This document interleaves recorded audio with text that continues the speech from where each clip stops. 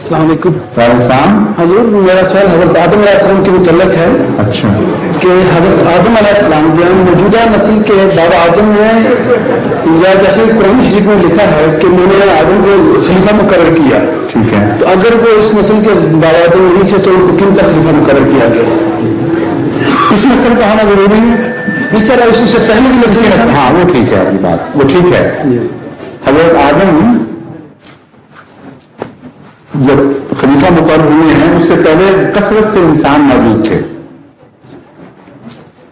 کیونکہ خلیفہ سے مراد پہلا انسان نہیں، کیونکہ قرآن کریم حضرت داؤد کو بھی خلیفہ کہہ رہا ہے واضح پورے لفظوں میں. تو پھر حضرت داؤد کے وقت بھی یہی ماننا پڑے گا کہ اس وقت سے پہلے انسان مٹ چکے تھے، دوبارہ ان سے انسان جاری ہوئے. تو خلیفہ کا انسانوں کی موجودگی یا عدم موجودگی سے یہ تعلق باہر نہیں ہے کہ خلیفہ پہلا ہوگا، بلکہ یہ تعلق ہے کہ خلیفہ بنیں گے بعد میں، پہلے کچھ لوگوں کا ہونا ضروری ہے. جب تک لوگ نہ ہوں ان پر خلافت کو کیا کرے گا؟ اس لیے خدا تعالیٰ نے جب آدم کو خلیفہ بنایا تو ثابت ہوا کہ اس سے پہلے آدمی موجود تھے جن پر خدا نے ان کو خلیفہ مقرر کیا. حضور وہ اس سے ایک قرآن شریف جب پڑھتے ہیں تو اس میں جیسا کہا ہے کہ میں نے آدم کو ربا کو منع کیا تھا کہ اس درخت سے قریب نہ جانا اور پھل نہ کھانا. ٹھیک ہے. تو انہوں نے پھل کھا لیا اور وہ شیطان کے بہکانے میں آ گئے.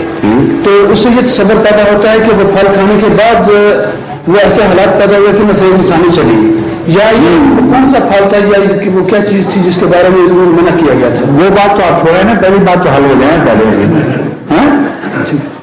پہلی بات تو حل ہو گئی. میں نے اس سے پہلے جواب دیا ہے اکثر اس بات کا، یہ بہت بار بار سوال ہونے والا ہے کہ قرآن کریم سے قطعی طور پر ثابت ہے. اس وقت میں مختصر کر رہا ہوں کیونکہ پہلے بڑی تفصیل سے جواب دے چکا ہوں بہرحال کہ آدم پہلے انسان نہیں تھے.